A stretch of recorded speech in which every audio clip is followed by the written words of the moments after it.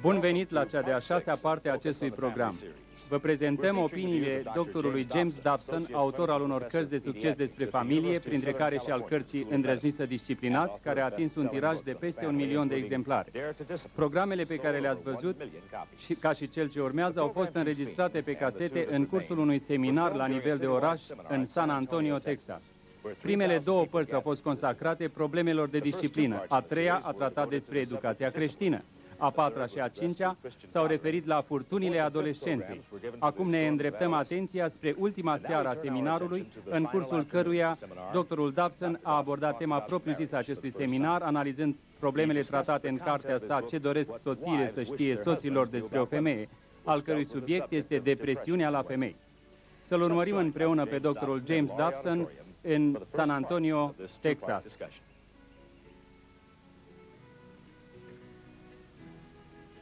Prieteni, vă rog să nu căscați. Nu pot să sufăr căscatul. Dacă căscați, o să vă rog să vă ridicați și să-mi explicați de ce o faceți. Dacă simțiți că nu vă puteți stăpâni uneori, pentru că sunteți prea obosiți, v-aș ruga că atunci când sunteți pe punctul de a căsca și nu vă puteți opri, să o faceți măcar într-un mod civilizat. Știți ce vreau să spun?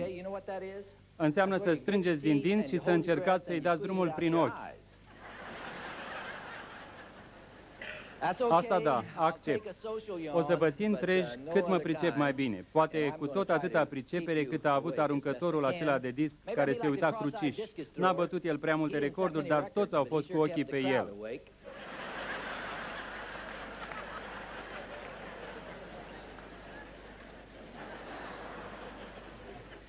Înainte de a merge mai departe, aș vrea să vă recomand un joc care se găsește în magazine și care vă poate ajuta să purtați discuții în cadrul familiilor dumneavoastră.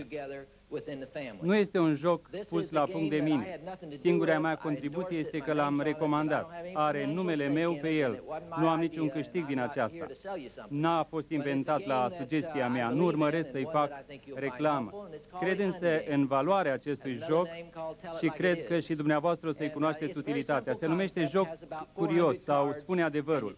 E foarte simplu, are 400 de cărți, fiecare participant trage câte o carte, ți se cere să vorbești despre lucrurile la care ții despre tine. Pe una dintre cărți scrie, de exemplu, descrieți care a fost cea mai fericită zi din viața ta, sau numește 3 lucruri care doresc să ți se întâmple, sau vorbiți unuia dintre partenerii de joc despre unul din lucrurile pe care le iubiți sau care vă plac cel mai mult la el. Și se extrag astfel informații. Se nasc discuții. Sunteți forțați să ascultați și să pătrundeți unul în lumea celuilalt. Curând după ce l-am descoperit, a trebuit să descriu cea mai tristă zi din viața mea. Am aruncat o privire înapoi și până în anul acela am avut puțini ani triști în viața mea. Chiar și zilele triste au fost puține în ciuda faptului că am pierdut 4 membri din familia mea. Anul acela a fost totuși un an deosebit. Mai curând sau mai târziu, fiecare familie trăiește aceste evenimente. Noi am crescut prin ele. Dumnezeu a fost cu noi. V-am spus azi dimineață că singurii ani duri pe care i-am avut înainte de acesta au fost cei 2 ani din clasele a 7-a și a 8-a. Vorbind despre ei, m-am gândit imediat la un eveniment care a avut loc în clasa a 7-a. N-am să-l uit niciodată. Era 11, o zi norată, nici măcar soției nu-i vorbisem despre el până când a venit jocul acesta la noi. În ziua respectivă, tatăl meu a venit să mă ia de la școală. Era ora 11 dimineața. Mi-a spus că vrea să treacă pe la biroul directorului să-i spunem că plecăm, deoarece avea să-mi spună ceva. După ce o să aflați despre ce era vorba, o să-l cunoașteți mai bine pe tatăl meu, într-o oarecare măsură, și o să înțelegeți ce relație a avut cu mine. Știind cât o să mă afecteze ce avea să-mi spune, venise să-mi spună el însuși. Am trecut pe la biroul directorului, dar mi-a fost teamă să-l întreb ce se întâmplase atunci. Se vedea pe fața lui că îl necăjea ceva. Când am ajuns la mașină, i-am spus în sfârșit: ceva nu este în regulă, tată, nu-i așa? El a răspuns: mă tem că da, vestea pe care ți-o dau este proastă, dar vreau să o primești ca un bărbat. L-am întrebat: e vorba de mama? Iar el a spus nu. Apoi i-am zis: e vorba de câinele meu, nu-i așa? Mi-a răspuns: mă tem că da. La vârsta de 13 ani, câinele meu însemna mai mult pentru mine decât s-ar fi cuvenit, mai mult decât majoritatea oamenilor. Cu excepția tatălui și a mamei mele, câinele acesta a jucat un rol foarte important în economia mea emoțională. Între noi se stabilise o bună prietenie. Lui îi puteam vorbi când nu puteam vorbi cu nimeni. Iar când veneam acasă, mă întâmpinea în fiecare zi la marginea grădinii și da din coadă. Nimeni nu mă iubea așa. Se stabilise între noi o adevărată legătură. Dacă iubiți câini, veți înțelege acest lucru. Dacă nu iubiți, nu o să înțelegeți niciodată legătura dintre noi și n-are niciun rost să încerc să vă fac să o înțelegeți. Eram prieteni. Tata mi-a spus repede ce se întâmplase. Câinile a fost afară. Mama a venit cu mașina spre casă. Era la câteva case distanță când a văzut cățelul că aleargă în stradă să o salute. Se pare că sărise pe o aripă a mașinii ca să facă acest lucru. Ea trecuse însă mai departe, iar câinele intrase sub roata din spate și fusese călcat. Mama a tras mașina la marginea drumului, a sărit din mașină și a venit în fugă înapoi.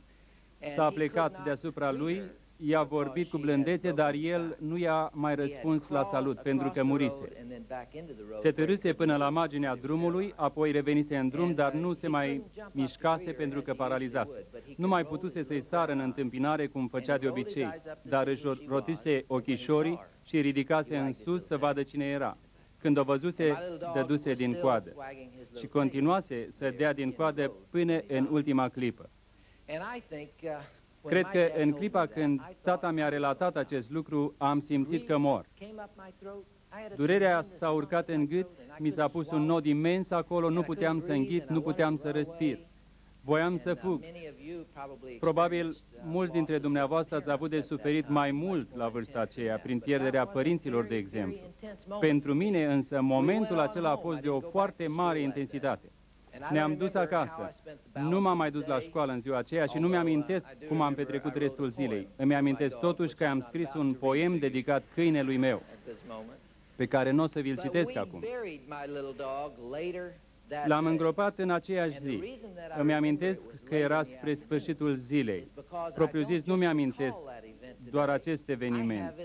El îmi este întipărit undeva în minte.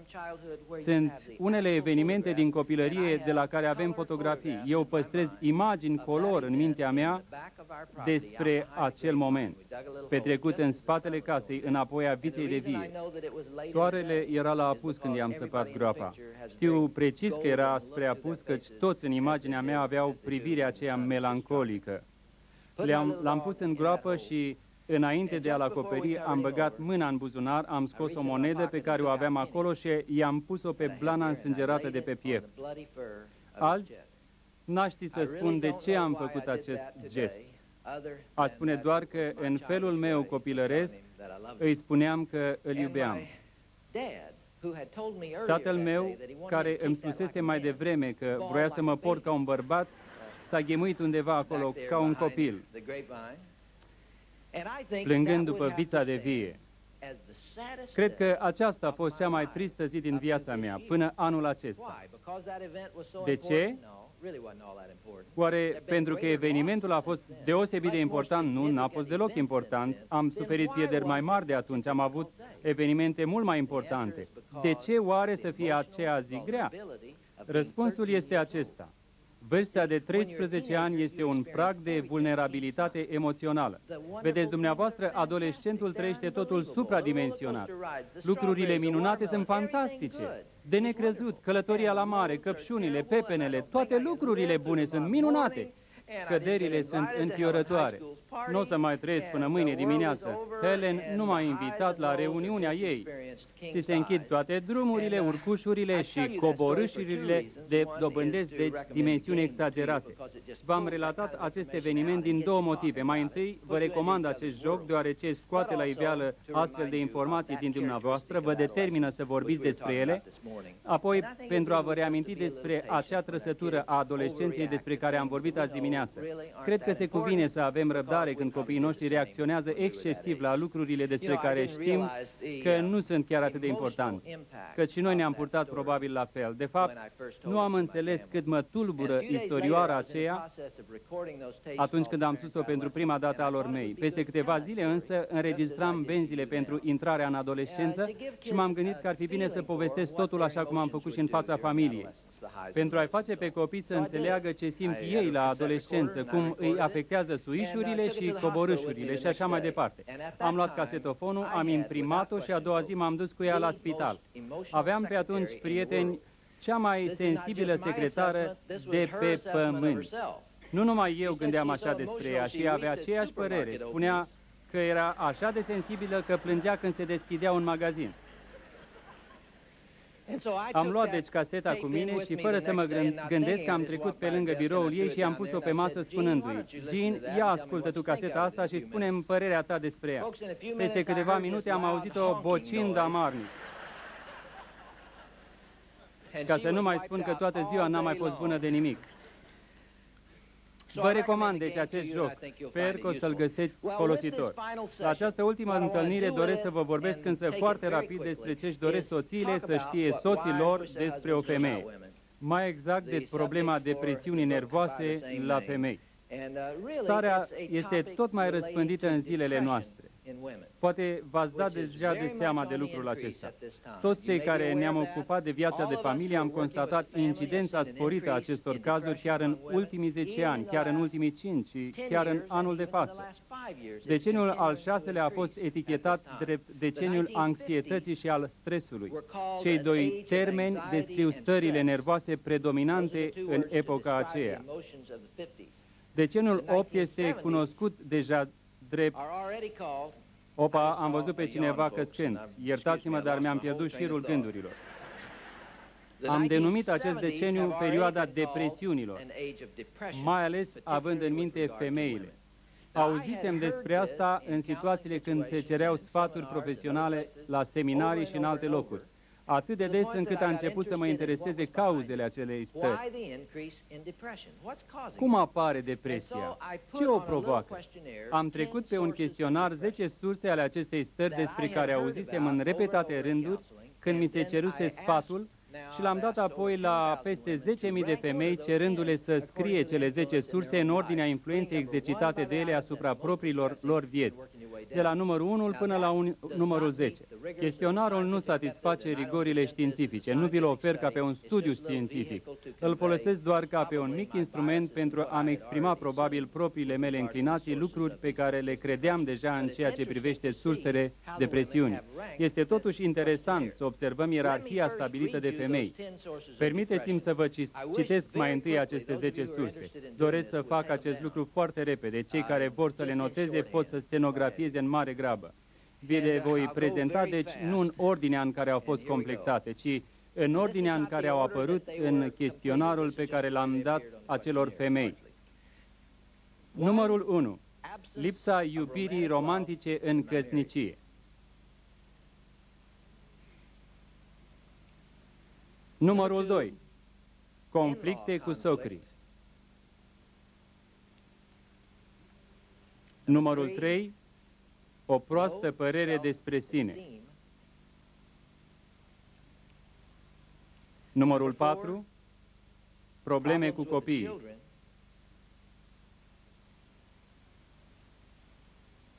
Numărul 5. Greutăți financiare. Numărul 6. Probleme sexuale în căsătorie.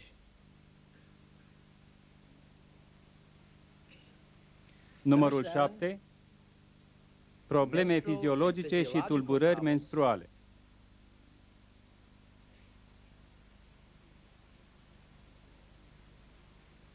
Numărul 8. Singurătate, izolare și plictiseală.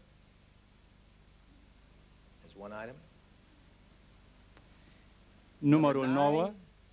Oboseală și lipsă de timp. Numărul 10. Îmbătrânire.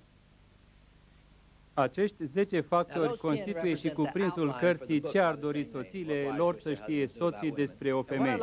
Aș vrea să vă ofer doar rezultatele studiului, pentru a vedea care este factorul numărul 1 în stările de depresiune la femei. S-ar putea să-l găsiți și dumneavoastră interesant. Numărul 1, vă vine să credeți? Cei ce n-ați citit cartea mea, spuneți-mi, care credeți că e numărul 1? Le-am auzit pe toate 9. Majoritatea ați făcut o sugestie corectă. Pe locul întâi se află proasta părere despre sine. Ridicați mâna, vă rog, cei ce ați indicat acest factor. Nu o să mă credeți, prieteni, dar am lucrat cu un grup care prezenta un mic indice de risc în ceea ce privește problemele de ordin emoțional. Era un grup de tinere, majoritatea fericite, majoritatea aveau copii, majoritatea dintr-o clasă mijlocie, majoritatea avea o bună situație financiară, fapt specific majorității grupului lor social. Majoritatea erau creștine. Și ce credeți? 80% dintre tinere consideră acest factor printre primii 5. 50% îl consideră factorul numărul 1. Deci, jumătate din grup. Se ridică aici câteva întrebări interesante.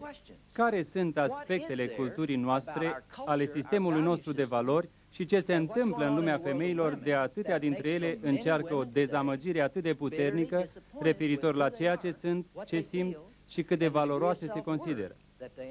Consider că aceasta este o problemă majoră. Sunt sigur că în parte această problemă se corelează cu curentul feminist care afectează gândirea femeilor de astăzi. Toate valorile tradiționale ale femeilor s-au dat peste cap. Punctele de referințe folosite pentru ceea ce ar trebui să fie o femeie sau ideea de feminitate a fost pusă sub semnul întrebării. În discuțiile mele cu femeile creștine din toată America, nu numai că am oferit sfaturi, ci și în cadrul unor seminarii și alte activități de aceeași natură, am constatat că, deși există un număr foarte mare de femei care aderă la credința creștină, îl iubesc pe Domnul, au un scop și viața lor are un sens, ele se întreabă încă cine sunt și ce ar trebui să facă. Își spun astfel de întrebări, mai ales femeile care nu au un serviciu și sunt casnice. Cred că se crede pe undeva că dacă ești casnică din proprie inițiativă, nu ești prea deșteaptă că faci așa ceva, că ar trebui să te ocupi cu totul altceva. Aș dori să precizez că n-am venit aici să le spun femeilor care și-au făcut o carieră că nu ar trebui să se preocupe de cariera lor. Nu este asta treaba mea, nu e treaba nimănui. Vă voi spune însă ce simt. Este o mare greșeală să le spunem femeilor cu preocupări casnice care își cresc copiii din propria lor dorință că sunt trase pe sfoară, că sunt în pierdere, că sunt exploatate, că se profită de pe urma lor.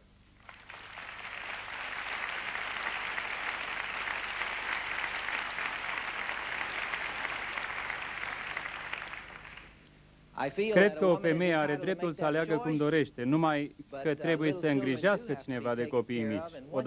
Odată ce ai copii, trebuie să-i crești, să ai grijă de nevoile lor într-un fel sau în altul. Nu aceasta însă vreau să vă spun eu. Mai există un aspect al stării de depresiune care este legat de o proastă părere de sine și anume diferența majoră dintre sexe. Aș dori să fac unele comentarii referitor la mișcarea de eliberare a femeilor, curentul feminist în America. Multe dintre aspectele acestei mișcări cred că sunt foarte bune. Cred mai ales că era nevoie să ni se atragă atenția asupra problemelor caracteristice femeilor.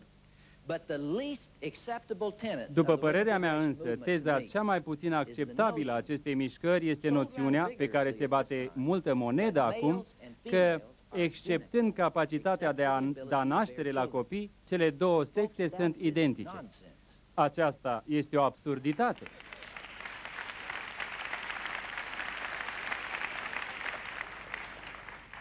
Nu suntem la fel. Ne deosebim într-o infinitate de privințe. Ne deosebim evident anatomic și ne deosebim din punct de vedere emotiv în multe privințe.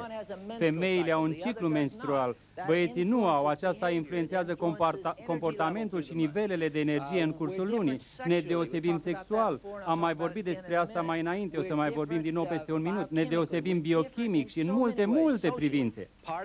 O parte din diferențe sunt de ordin cultural sau social. În mare măsură însă, diferențele sunt genetice. Suntem diferite ființe. Dumnezeu ne-a creat bărbați și femei, două sexe, nu unul. Cercetările au arătat că dacă intrați într-un liceu sau într-un colegiu și priviți în jur la elevi și studenți de gen feminin și masculin și observați fără să le spuneți acest lucru, veți constata că fetele duc cărțile altfel decât băieții. Băieții tineri, bărbații, au tendința să ducă cărțile sub braț, într-o parte. Fetele, tinerele, tind să le țină la piept, aproape cum țin copiii. Sunt multe alte diferențe subtile între sexe de care cred că nici nu băgăm de seamă. Încercarea de a vorbi de un singur sex are marele dezavantaj de a ne pune în imposibilitatea de a recunoaște că există diferențe de nevoi între cele două sexe. Ne pune deci în imposibilitatea de a le satisface. Una din privințele în care diferă cele două sexe este legată, în cazul culturii noastre, de căile prin care ne stabilim părerea despre sine. Este vorba poate de un fapt cultural. Nu știu în ce măsură este vorba de un fapt genetic și nici nu-mi pasă. Există însă o diferență. Bărbații, în sistemul nostru de valori, își sporesc respectul de sine în principal din profesiile lor. Avem măsura valorii noastre în funcție de respectul pe care ne-l poartă cel care ne angajează sau cel pe care îl angajăm sau pe care ne-l poartă pacienții noștri sau copiii noștri sau cei care au legătură cu afacerile noastre. Organizarea unui concurs, câștigarea de bani, construirea de locuințe, funcția de președinte, toate acestea sunt importante pentru noi. Dacă vrei să vezi un bărbat care suferă, atunci dă-l afară din slujbă. Valoarea sa tinde să se identifice cu profesia sa. Dacă serviciul nu merge bine, el nu mai are o părere prea bună despre sine. Ori de câte ori se întâlnesc doi bărbați, despre ce vorbesc ei? Ce mai lucrezi? Sunt președintele cutării instituții sau m-am angajat acolo, facem lucrarea aceasta sau am reușit asta sau aceea? După câte vedeți, schimbul de informații este despre ceea ce fac ei, nu despre familiile lor. Ei nu spun, de exemplu, soției mele îi merge foarte bine, am doi copii care practică fotbalul, ei vorbesc în primul rând despre profesia lor, căci aceasta este sursa respectului lor de sine. Afirm, deci, că este foarte ușor din această cauză bărbaților să facă lucrurile pe care le-am menționat azi dimineață, să lucreze 14 sau 15 ore pe zi. Orice bărbat se poate privi drept în ochi și poate să spună că trebuie să lucrează atâta. Majoritatea dintre noi ne-am convins de aceasta. Trebuie să muncim din răsputeri. Într-o privință, poate că așa este. Semnificația mai profundă însă este că muncim din răsputeri pentru că dorim aceasta. Soția și copiii mei echilibrează la mine în familie acest lucru, de aceea nu lucrez 14-15 ore pe zi. Majoritatea bărbaților însă iubesc ceea ce fac. Când nu o fac, caută până găsesc ceva care le place. Numai că bărbații ajung cu prea mare ușurință să exagereze în devotamentul lor pentru muncă. Pe când un bărbat își construiește respectul de sine pornind exclusiv de la profesia sa, o femeie casnică care crește copiii mici își construiește respectul de sine pornind esențialmente de la relația cu soțul ei. Acest punct de vedere este controversat, unii sunt de acord, alții nu. Eu însă sunt deplin convins că acesta este adevărul. De aceea se și agită soția mea peste măsură, lucru pe care soțul ei nu-l prea înțelege sau acceptă, căci el se raportează unui cadru de referință emoțional diferit de al ei. Vedeți, dumneavoastră, respectul ei de sine se bizuie pe latura romantică a relației. Lucrurile nu stau așa în cazul meu. Aceasta nu înseamnă că eu pot să mă lipsesc de ea. Asta nu înseamnă că nu o doresc. Înseamnă doar că imaginea lui despre sine se formează la servici, iar a ei în familie. Așa se nasc mii de probleme. Așa ne explicăm de ce soția întinde brațele spre soțul ei când vine acasă, de ce încearcă să-l determine să lase ziarul la o parte când vine, de ce urăște meciurile de fotbal și stadioanele, de ce îi urăște pe actorii care îl leagă pe soțul ei de ecranul televizorului. Încă o dată am nimerit bine. O femeie spunea de ună zi că soțul ei urmărește așa de multe emisiuni sportive că dacă s-ar decide să divorțeze, el n-ar ști decât dacă s-ar anunța la emisiunea Sportul pe Glob.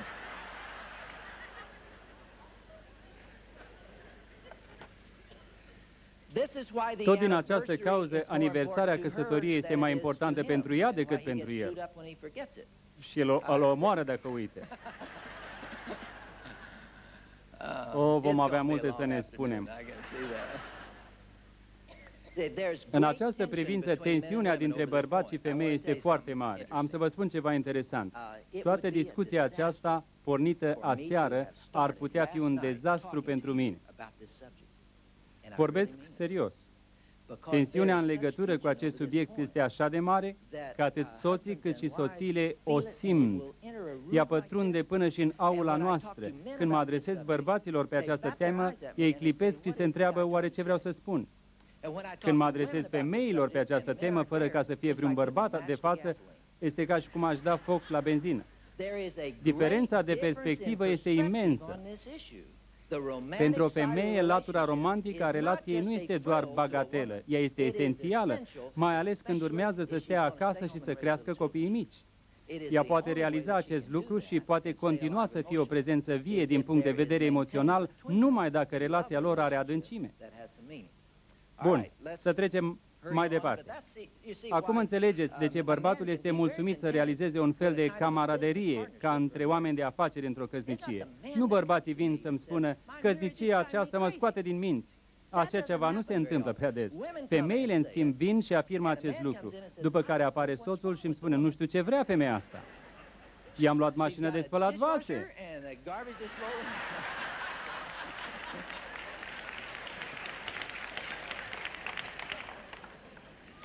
Numărul 2.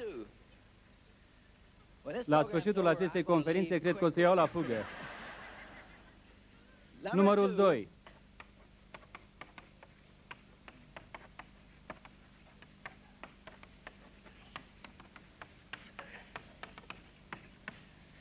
Oboseala și lipsa de timp sunt strâns legate de numărul 1. Prieteni, o să vă destăinui un mic secret. Vă amintiți că dimineață unul din subiectele principale au fost o părere negativă despre sine? Nu mă refeream la copiii dumneavoastră, de fapt, ci la dumneavoastră și la mine, acestea fiind două surse cele mai frecvent întâlnite ale stării de depresiune într-o familie, ele fiind răspunzătoare de dislocarea familiei. Ne-am angajat la prea multe lucruri, gonim, alergăm, suntem epuizați. Când sunt în starea aceasta, apartenirii nu-și mai pot satisface nevoile, nevoi care se întrepătrund. Dintr-un motiv oarecare, bărbații rezistă acestei condiții de angajare excesivă mult mai bine decât o fac femeile. Și în acest caz este interesant de observat cum se realizează înțelegerea. Vorbeam cândva la Kansas City despre acest subiect. Erau tot felul de persoane în auditoriu. S-a realizat însă o interacțiune deosebită, ceea ce este foarte plăcut. Un bărbat în vârstă a ridicat mâna și mi-a spus că vrea să mă întrebe ceva. I-am răspuns, spuneți. Mi-a zis, vreau să știu ceva. Acum că femeile au mașini de spălat și mașini de spălat vase și tot felul de aparate, ce mai fac ele cu timpul lor? Prieteni, am avut senzația că femeile din sală vor să-l omoare. A părăsit sala repede printr-o ușă laterală peste câteva minute. Cred în acest moment că se cuvine să menționez un factor de care noi soții, mă includ și eu în această categorie, nu suntem conștienți, și anume cât de epuizant este să stai cu copiii mici.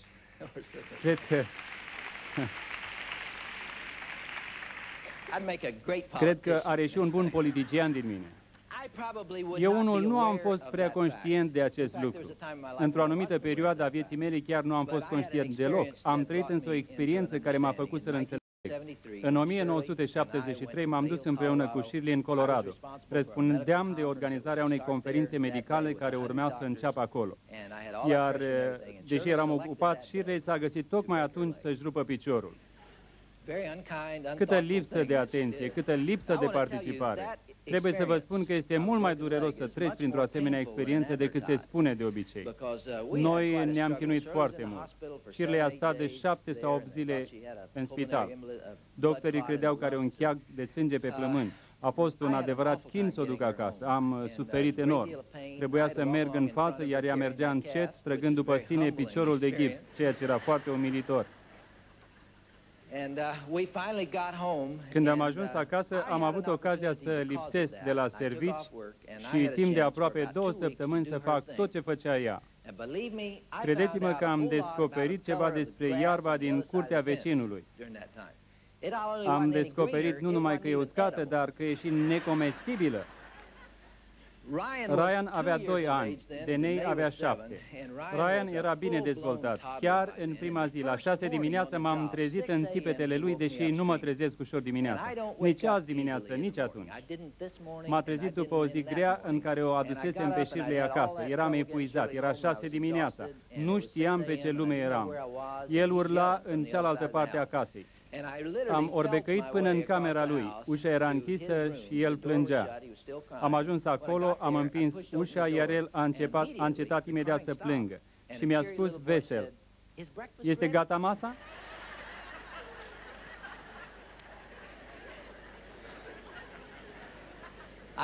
I-am spus: "Fac tot ce pot, Ryan."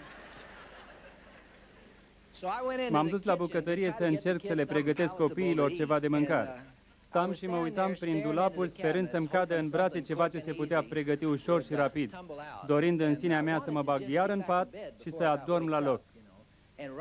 Dar Ryan s-a dat jos din pat de-a bușilea, a venit după mine în bucătărie și s-a pus pe vorbă de parcă îl mâncau turcii din spate. Îi place grozav să vorbească, numai că în dimineața aceea era ultimul lucru de care aveam nevoie. Și dumneavoastră ați avut asemenea momente. Nu simțeam câtuși de puțin nevoia să stau de vorbă cu el, iar el te putea întreba 1000 de lucruri pe oră. N-are nicio limită în privința aceasta. Vreau să spun că numărul întrebărilor este infinit. Într-o zi a întrebat-o pe mama: "Mamă, viermi cască?"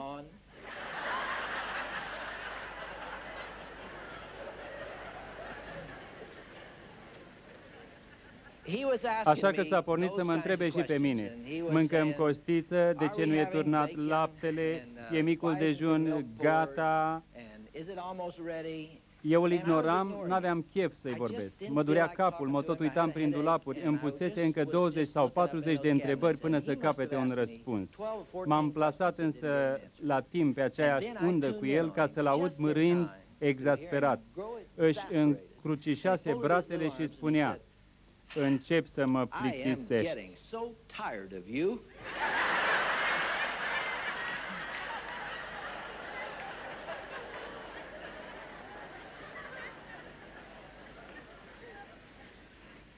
Ce-ar fi făcut o mamă atunci, nu știu. I-am spus lui Shirley că dacă ar vrea să-și reia munca, m-aș ridica în picioare și aș numi-o binecuvântată. Am învățat atunci câte ceva despre ceea ce înseamnă să porți grija unei case, să ai câțiva copii, și este epuizant și creează multă tensiune între bărbați și femei, și totul datorită oboselii. O femeie mi-a trimis un bilet în timp ce eram la o conferință asemănătoare. Mi se spunea: "Vă rog să discutați această situație. Soțul meu acasă citește ziarul, vorbește la telefon, se uită la televizor, face un duș și se culcă. Așa se întâmplă în fiecare zi. Nimic nu se schimbă în programul lui. Duminica mergem la biserică, apoi venim acasă, ne odihnim după amiază, luni dimineață reluăm munca. Fiica mea are 9 ani. Nu comunicăm. Viața trece pe lângă noi în această sterilă rutină. Este deprimant. Asemenea trăiri te deprimă. Viața ne scapă. Nu avem contacte umane. Cred că este de datoria noastră să o lăsăm mai moale. Am vorbit azi dimineață despre această datorie. Nu este greu să vorbești, te ridici în picioare și vorbești, dar mie mi-a trebuit un an ca să încetinesc ritmul de viață și abia după 22 octombrie anul acesta o să încep să respir cu adevărat. Este greu să încetinești ritmul. Ți-ai creat niște obligații. Cum să încetinești ritmul? Nu știu. Știu doar că este vorba de aceeași disciplinare ca în orice alt domeniu în care se exercită autocontrolul. La fel ca în cazul mâncării. Cum faceți ca să nu vă îngrășați prea mult? Cum faceți să nu mâncați? Pur și simplu spuneți: "Nu mănânc, dar vreau să o mănânc." Știu, dar nu trebuie să o mănânc. Este nevoie de tărie. Apropo, pot să vă explic celor dintre dumneavoastră care sunt obezi care este problema lor. Brânza de vaci. Uitați-vă și dumneavoastră și o să vedeți că numai persoanele grase mănâncă.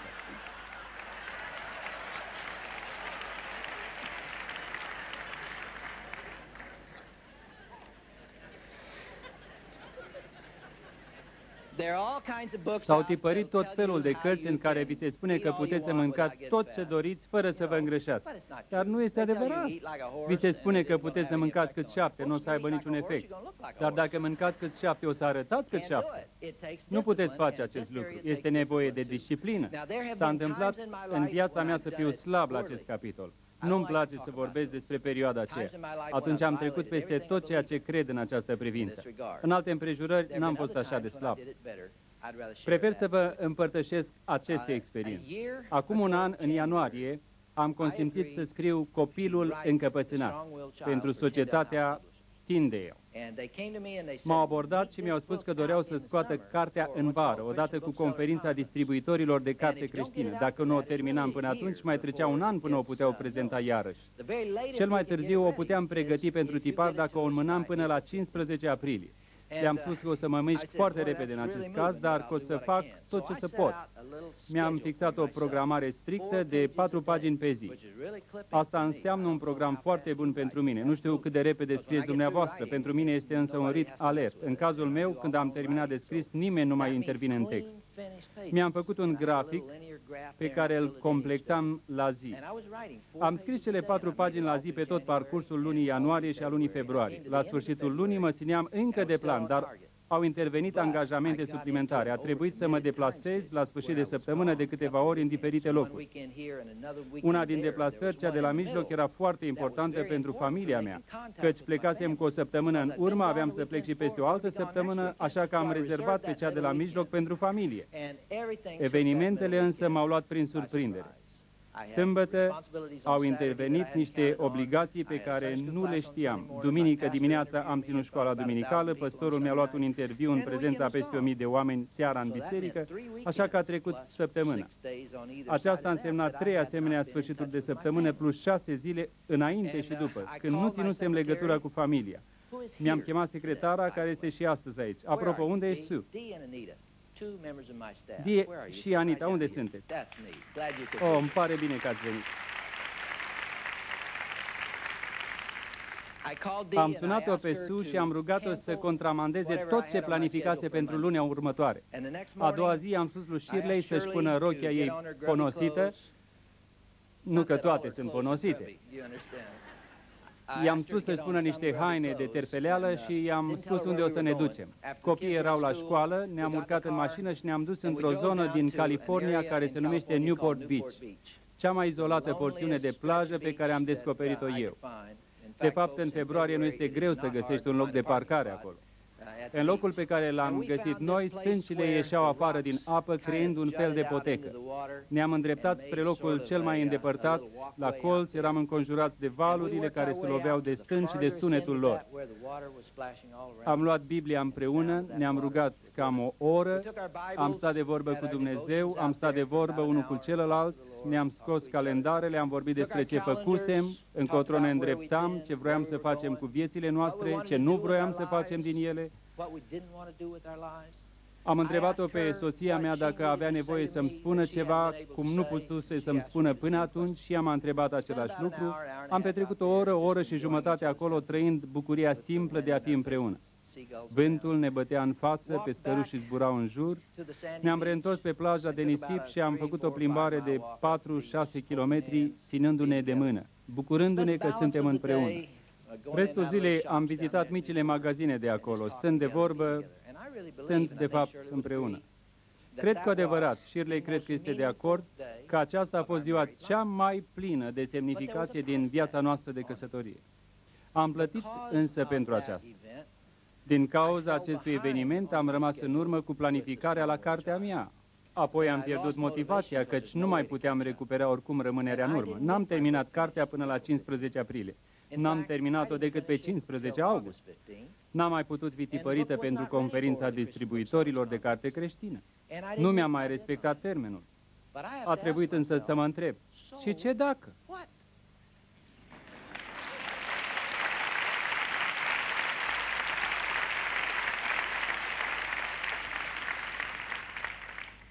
Vedeți, când am stat să evaluez lucrurile cu adevărat importante din viața mea, nu respectarea termenului fixat de o societate de valoare vieții mele, nu asta este important, ci Shirley și cu mine și cei dragi nouă. Acestea sunt lucrurile de care mi-amintesc, lucrurile importante. Dacă este așa, de ce nu-l las să-mi dicteze El acțiunile și prioritățile? În plus, dacă Dumnezeu vrea cartea, El poate să o scoată când vrea. Și pot să spun că peste 50.000 de cărți s-au vândut din cartea aceasta numai în 7 săptămâni, fără să fie prezentată la conferință. Cred, deci, că dacă ne stabilim corect prioritățile, Dumnezeu va avea grijă de restul. Poate aveți nevoie și dumneavoastră de o pancardă, cum am văzut eu pe o proprietate din Los Angeles. Pe ea scria, accesul permis doar la ora fixată. Nu se fixează ore.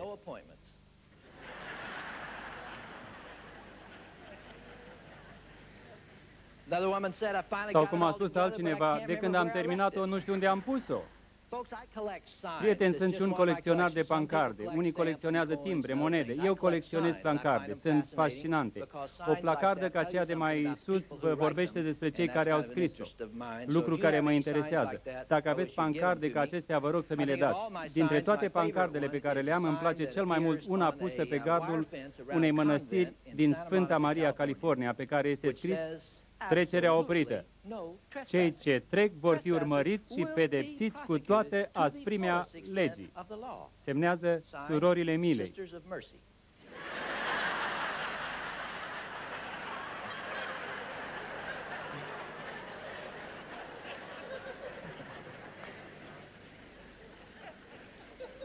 Am văzut de curând o carte de vizită, o am de fapt. Este un mic carton pe care să-l înmânezi la aeroport unei persoane care îți suflă fumul în nas. Pe ea este scris cam așa. Eu mestec tutun. Dacă nu mă apum, nici eu n-am să te scuip.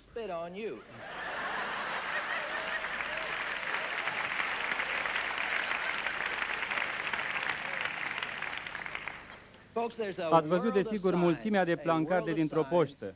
Ce de plancarde? Îmi place grozav să intru într-o poștă și să citesc. Știu că mă cred cam într-o doagă. Pe ușa poștei stă scris, accesul câinilor nu este permis. De dedesubt, cu litere mai mici, este scris, cu excepția câinilor pentru nevăzători. Spuneți-mi, pentru cine e scris?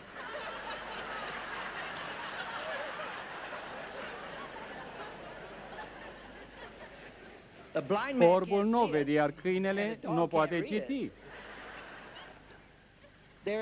La vizier este o plancardă pe care scrie, este împotriva legii să atacați un funcționar poștal. Cu litere mici, cineva a adăugat, când este de serviciu.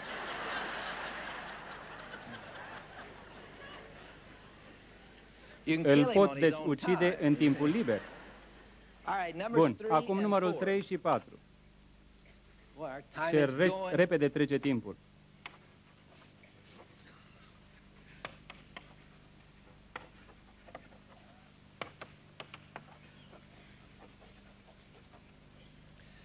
Singurătatea, izolarea și plictiseala.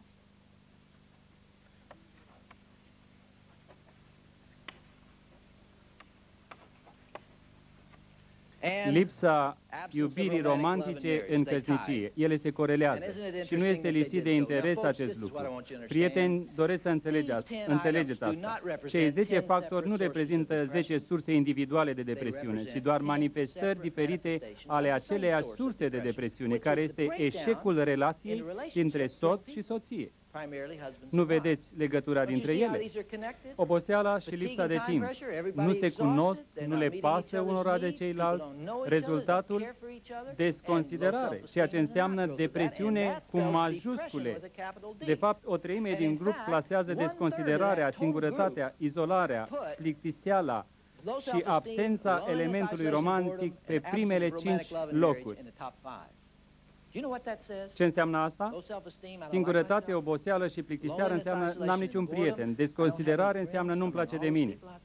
Lipsa elementului romantic înseamnă că nu l-am nici măcar de la persoana cu care sunt căsătorită. La asta se restrânge toată lumea. Eu, alții, tovarășul meu de viață. Asta e toată lumea. Aceasta înseamnă depresiune. Depresiunea este rezultatul întreruperii acestor legături semnificative între oameni. Acest stil care nu-mi dă voie să spun, ești important pentru mine, îmi pasă ce simți, te iubesc, am nevoie de tine, te prețuiesc cum mă prețuiesc și pe mine. Când apare ruptura aceasta, apare și mânia. Mânia și depresiunea sunt strâns legate. Mânia împotriva împrejurărilor, mânia împotriva oamenilor, mânia împotriva legăturilor. Trebuie să le spun ceva femeilor din sală. I-am lovit groaznic de tare pe bărbați astăzi. Imaginea are două laturi însă. Procedând așa, am cam strâmbat-o. Mai pot să vă spun însă că în ultimii 100 de ani, oamenii nu s-au schimbat așa de mult. Mă îndoiesc că bărbații au satisfăcut vreodată nevoile de ordin emotiv ale femeii cum ar vrea ea. Mă îndoiesc că s-a întors vreodată bărbatul de la câmp și i-a spus soției, cum a fost cu copiii astăzi? Nu cred că bărbații s-au purtat cum doresc femeile în privința aceasta. Ce s-a schimbat deci? De ce crește incidența depresiunii? Ea apare în principal ca o întrerupere a relațiilor între femei. Meditați la acest lucru când plecați de aici. Vedeți, acum 100 de ani femeile găteau împreună, puneau compoturi, acrituri împreună, spălau împreună, aduceau copiii pe lume împreună. Când una avea un copil, veneau toate să-i arate mamei cum să-l înfășoare, cum să-l îngrijească. Aveau leacuri pentru orice boală, o învățau cum să disciplineze copilul, îi dădeau sprijin, erau bunicuțe și mame, erau vecini, se strângeau și acționau. Domnea camaraderia, dragostea, părtășia printre femei, toate acestea s-au dezintegrat. Au dispărut. Femeile care trăiesc în această parte a orașului nostru și în comunitatea noastră nu au intrat niciodată în casa femeilor din vecini. Nici una nu cunoaște prea bine pe vecinele de peste drum. S-a întrerupt această relație a femeilor. Suntem o societate mobilă. Oamenii își schimbă locuința, stau într-un loc 2 sau 3 ani, nu ajung să se cunoască. Mergem la biserică, dar purtăm o mască ireală, falsă. Îmbrăcați frumos, stăm și gândim și nu lăsăm pe nimeni să ghicească că de fapt în interior murim.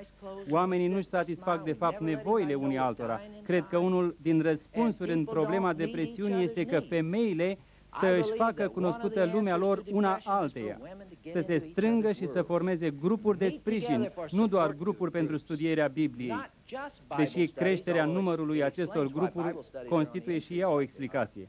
Oamenii doresc să știe ce spune cuvântul, dar doresc ca acesta să le satisfacă nevoile. Adunați-vă ca să purtați de grijă una alteia, rugați-vă una pentru alta, dacă suferă una, întindeți-i mâna, făcând așa, cazurile de depresiune vor scădea. Dacă însă o femeie așteaptă ca soțul ei să-i satisfacă toate nevoile, aceasta este imposibil, nu se poate. Când el vine acasă obosit, ea vrea ca el să fie ei pe plac. Ea vrea să stea de vorbă cu ea, este important pentru ea, dar el nu-i poate satisface toate nevoile. Trebuie să existe interacțiune socială în restul zilei.